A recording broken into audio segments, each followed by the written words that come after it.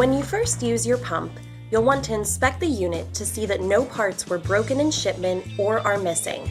A pump instruction sheet and parts list, an engine instruction sheet, are all supplied with each unit.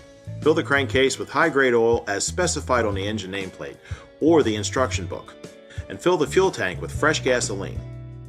Provide the necessary space around the pump for inspection, servicing of the unit, and adequate ventilation. Set pump on firm footing and make sure the pump will not move due to vibration. Place the pump on boards or a hard surface, or on Pacer's optional roll cage, and not in the soft mud. Pumps improperly placed have been known to fall into the excavation when the suction line was full of water. When first installed, it is necessary to fill the pumps with liquid in order to provide the initial prime. It is not necessary to fill the suction line. To give the pump its initial prime, first remove the priming fitting in top of the pump casing. Fill the pump casing with liquid, replace the plug, and then start the pump. The shorter the suction lift, the faster the pump will prime. Never restrict the inlet or outlet on initial startup. After the first priming, the pumps will retain sufficient liquid for proper operation.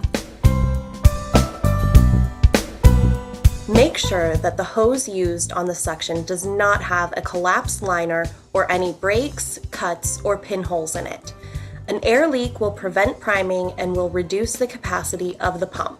A size larger than the pump's connections will increase the capacity of the pump under low heads, but will decrease the speed of priming. When using rigid piping, proper independent support should be provided for the piping. It should not be supported or carried by the pump. It is advisable to install a short length of hose between the pump and pipe on both suction and discharge. All piping, and especially that on the suction side, should be made as short as possible with the fewest elbows in order to avoid unnecessary friction loss.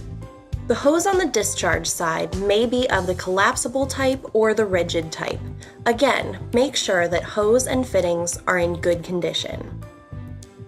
It is not advisable to use pipe sizes smaller than those for which the pump is fitted. On the other hand, in order to maintain a high capacity, larger sizes may be advisable in some cases.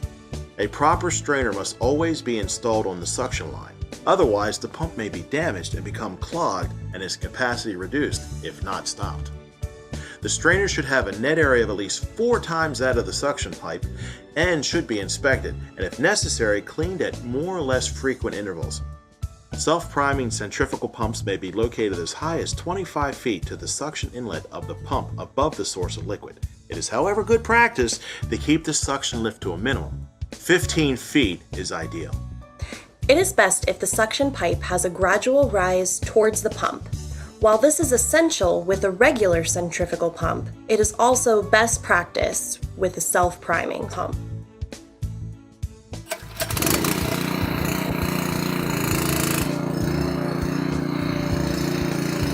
On long discharge lines, the discharge pipe should be one size and sometimes 2 sizes larger than the discharge fitting of the pump in order to decrease friction loss. The length of the line, number of bends and fittings, together with the quantity of liquid to be pumped, should be taken into consideration in selecting the proper size of pipe. 2 discharge lines may be used. On high head jobs, a check valve should be installed in a discharge line close to the pump. A check valve is required to protect the pump against excessive surge of pressure from a vertical discharge line. Self-priming centrifugal pumps are provided with a built-in check valve in the pump on the suction side. This valve comes into operation to prevent the loss of priming liquid in the pump casing during idle pump periods. A foot valve on the end of the suction pipe is not a necessity. Should conditions require that the pump be throttled, slow down the engine when possible. However, it is essential to maintain full engine speed to prime properly. Proper maintenance of your engine-powered pump will provide years of uninterrupted service. The engine manufacturers recommend the following services. Drain and replace the engine oil after the first 5 hours of use and then every 50 hours or annually, whichever comes first. A synthetic 5W30 will suffice for all types of climate. Be sure to check the oil level before each start. Clean the air filter after 25 hours of use or after use in a dusty environment. Replace the air filter annually. You'll also want to replace the spark plug annually. Refer to your engine manual for proper plug and gap setting. Use clean gasoline, ethanol-free if possible. If ethanol is added, use a stabilizer mix to prevent possible fuel system problems.